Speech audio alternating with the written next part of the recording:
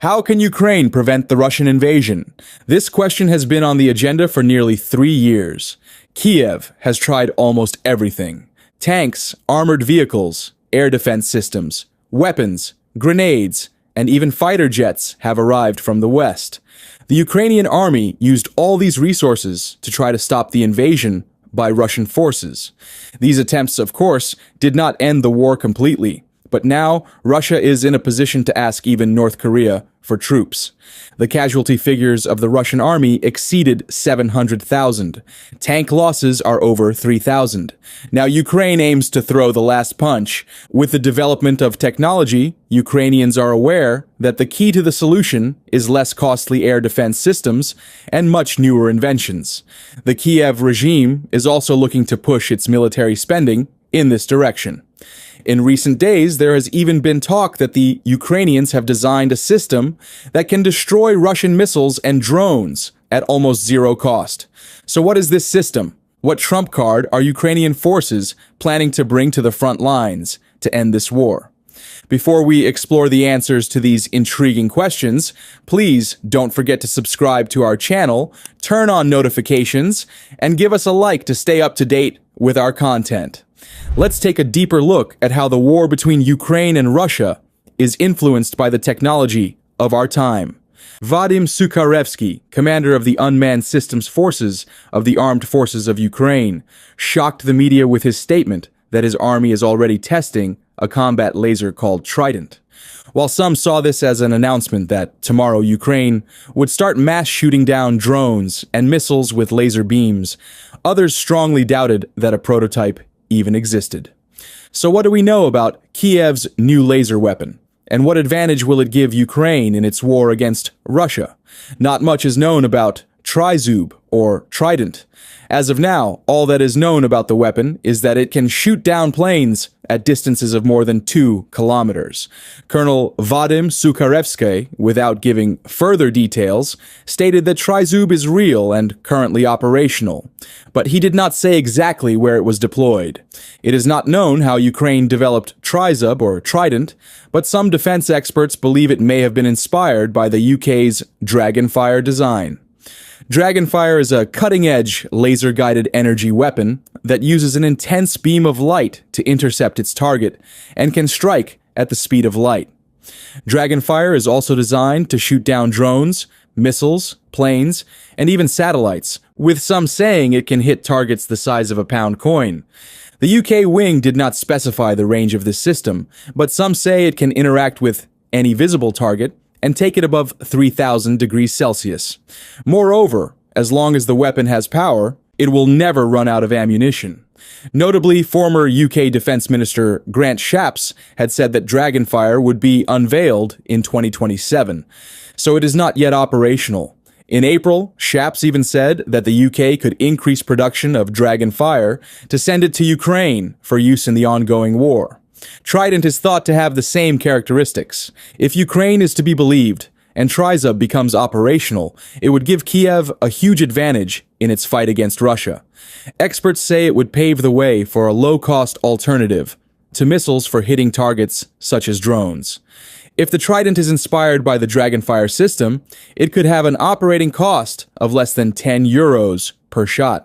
Trident would also be able to counter Russian hypersonic missiles, which can reach speeds of up to 6,115 kilometers and are difficult to hit with existing weapons. Martin J. Doherty, an arms expert and author of Planes, Tanks, and Artillery of the Ukrainian War, said that the big deal about lasers is that they provide a way to shoot down cheap weapons like drones without using something that costs much more. Another expert noted that one advantage of a laser weapon is that it provides an infinite magazine. This means that, unlike conventional weapons, such as guns and cannons, which have a limited amount of ammunition, a high-energy laser can keep firing as long as it has electrical power. However, laser weapons also have limitations.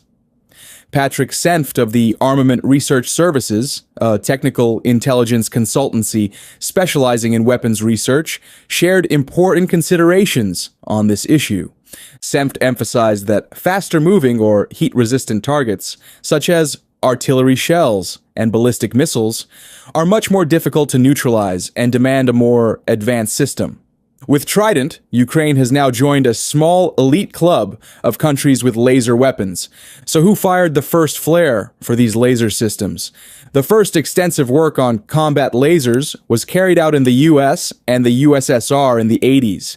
But interest waned due to the exorbitant cost of laser weapons programs, even for Cold War budgets, and the immaturity of the technologies. Time passed. Technologies became more accessible. And in 2010 in the USA, the YAL-1 aircraft, based on the Boeing 747, destroyed a ballistic missile from an onboard chemical oxygen iodine laser. This was the result of 15 years of work, and the estimated cost of the laser weapon program was $5 billion. In 2014, the project was finally abandoned because its practical value was more than questionable. The aircraft was ultimately designed to counter ballistic missiles for the ABM system, but to do so, it had to be close to the launch site of enemy ballistic missiles. While YAL-1 was still in the air, the U.S. Navy decided to test a combat laser against drones and other threats, as it was considered low intensity at the time.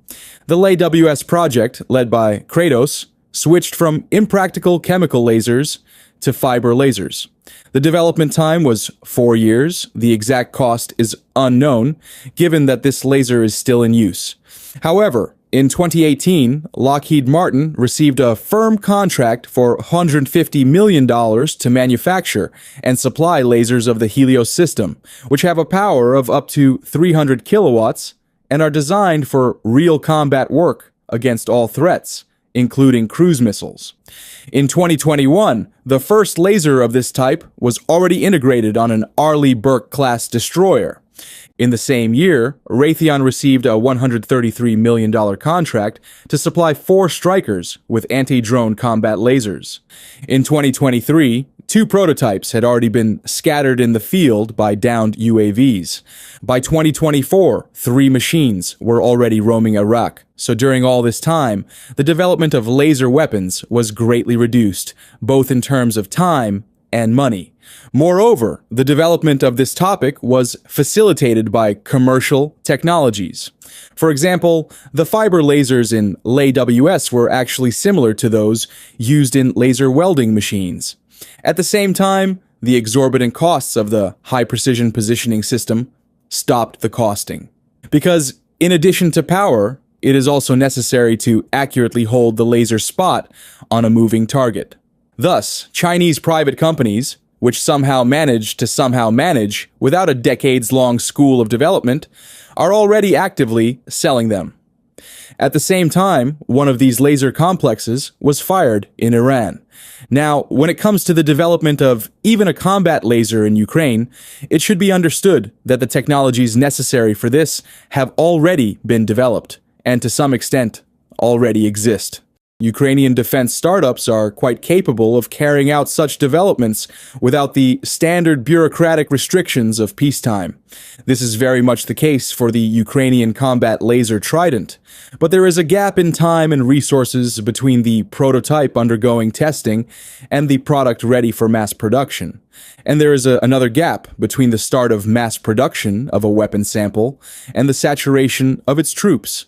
There is nothing surprising in the development of combat lasers in Ukraine, but this does not mean that tomorrow they will enter service en masse. It is also worth noting that China has also been developing in this area recently. China's recent move to install a laser weapon on its amphibious warship marked a bold leap in its naval capabilities. This reflects the global transformation towards energy-based defenses while increasing tensions in the Pacific. Indeed, experts reported that China had equipped a Type 071 amphibious transport ship with a new laser weapon system. War experts say the ship, believed to be the Semingshan, hull number 986, has been seen with the weapon hidden under a dome-like cover when not in use, just behind the 76mm gun on the bow. A report said the move reflects efforts by the U.S. and other countries to integrate directed energy weapons on warships, as seen in the case of the USS Portland's laser weapon system demonstrator. China's laser system, the details of which have not yet been disclosed, is also expected to strengthen defenses against drones and swarms of small boats, and include dazzling capabilities to blind sensors and seekers, the report said. Analysts say the Type 071 ship, similar to the U.S. San Antonio class, serves as a test platform for the laser weapon, indicating China's growing interest in developing naval warfare technology. China has previously used laser weapons in the South China Sea in a non-lethal capacity. For example, Chinese maritime law enforcement personnel used a laser weapon against the Philippine military in a series of naval engagements in June, focusing what appeared to be a blinding laser at Filipino personnel, documenting the encounter. International media reported in February 2023 that the Philippines accused China of directing a military-grade laser at the Philippine Coast Guard vessel BRP Malapascua during a resupply mission to the disputed Second Thomas Shoal in the South China Sea. The incident, which temporarily blinded the Filipino crew, occurred shortly after the Philippines granted the United States greater access to its military bases. The Chinese Foreign Ministry denied the allegations that it used lasers against the BRP Malapascua, claiming that the Philippine vessel had entered the area without authorization. Such actions are in line with China's strategy of unarmed warfare and aimed at undermining allies' confidence in U.S. resolve and expanding the Beijing regime's positional advantage in the region. By installing a new type of laser weapon on its Type 071 amphibious transport dock, China may have learned lessons from the Ukrainian war. In Ukraine, drones caused significant damage to Russia's Black Sea fleet. But China was not the only one to be inspired. Experts reported that Taiwan learned from Ukraine's naval successes and increased its USV production to counter a possible Chinese aggression. Taiwan's strategic shift towards asymmetric drone warfare was at least partly inspired by Ukraine's effective use of USVs against Russian naval assets in the Black Sea. At the same time, the Taiwanese wing has done similarly astonishing work with laser weapons. Taiwan's National Chung-Shan Institute of Science and Technology is developing a 50-kilowatt laser weapon to neutralize enemy missiles and drones. The laser can be mounted on CM-32 Clouded Leopard armored vehicles for increased mobility and range. According to an unnamed defense official, the weapon will have sufficient raw power output to support a variety of combat applications. Last year, it was reported that NCICT had produced a low-power prototype of a vehicle-mounted laser weapon. The full-power prototype is expected to be released later this year for trials and demonstrations. The official said NCSS hopes Taiwan's military will adopt the system immediately, given the growing tensions with China. Experts believe Taipei is not acting alone in developing the 50-kilowatt directed energy weapon to counter emerging threats. Taiwan has reportedly made significant progress in a relatively short period of time, thanks to the technological support of its international friends. The war analysts did not mention countries, but may be referring to the United States, which has made significant strides in laser development. Regardless of where the support comes from, once completed, the laser weapon will demonstrate Taiwan's ability to produce advanced systems and foster international partnerships in defense innovation. Prior to the development of the 50-kilowatt laser, NCSS was conducting research on the battlefield potential of directed energy weapons used in conjunction with air defense vehicles. It also examined how the weapon could complement conventional systems, which are more costly to fire and can be easily neutralized by swarms of enemy drones. The Institute examined the laser weapon's applications on the battlefield and found that it could be effective against China's Chengdu GJ-1 series of drones, as well as rockets and missiles. A defense analyst also suggested that laser weapons could be effective against Chinese balloons. In addition to Taiwan, Japan is also known to be interested in laser weapons. During the South Korean Ministry of Defense and Self-Defense Forces 70th Anniversary Review Ceremony on November 9, 2024. Japan's ground self-defense forces presented a breakthrough piece of technology. This was a 10 kWh class high-power laser electronic warfare combat truck. Developed by the Japan Defense Procurement Agency, this state-of-the-art laser system marked a significant advance in Japan's directed energy weapon capabilities, which are becoming increasingly critical in countering modern threats on the battlefield. The 10 kilowatt class high-power laser EW vehicle is a formidable innovation designed to counter air and missile threats, including enemy drones and low-altitude missile systems.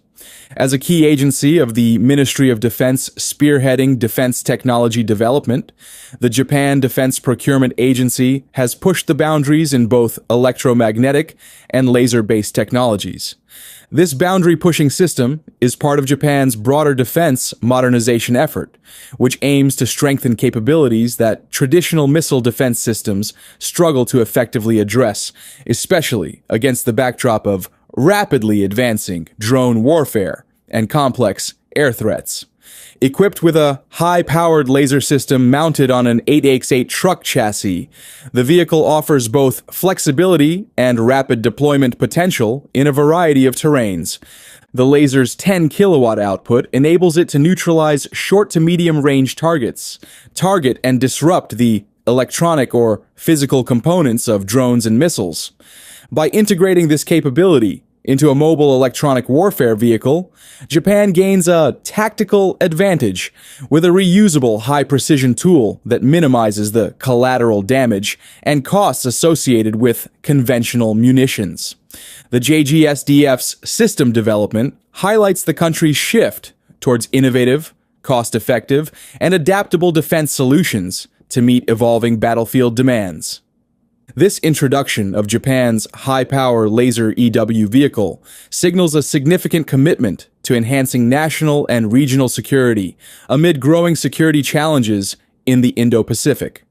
Given the escalation in drone and missile capabilities regionally, Japan's advancement in directed energy weapons provides a strategic countermeasure that can support allied forces in the region, contributing to stability and defense.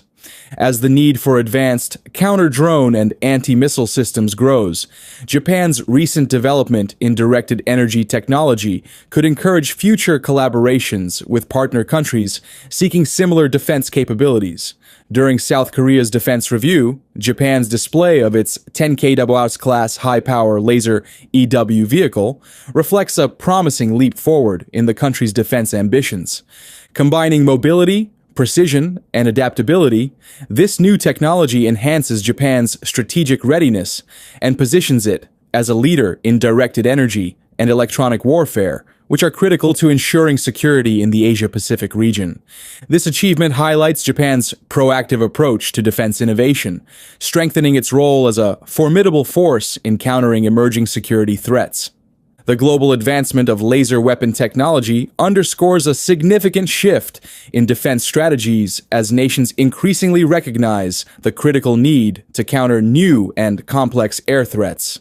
With the proliferation of drones, advanced missiles, and hypersonic systems, traditional defense mechanisms alone are often insufficient to protect military assets and infrastructure. Directed energy weapons, particularly high-power lasers, offer a promising solution by providing highly accurate, scalable, and cost-effective means to neutralize or disable incoming threats at the speed of light. Countries such as the US, China, Russia, Israel, and Japan are at the forefront of laser weapon development, exploring applications for short and long-range engagements in air and missile defense. These systems provide several operational advantages. They can be deployed with a minimal logistical footprint, can neutralize a wide range of threats, and unlike expendable conventional munitions, can often operate continuously with only one energy source. The rapid advancement in laser technology demonstrates a collective effort within the defense community to achieve a reliable, high-performance defense layer capable of addressing emerging and increasingly complex threats. As international defense priorities shift towards countering these new aerial threats, directed energy weapons are expected to become an essential component of next-generation defense systems.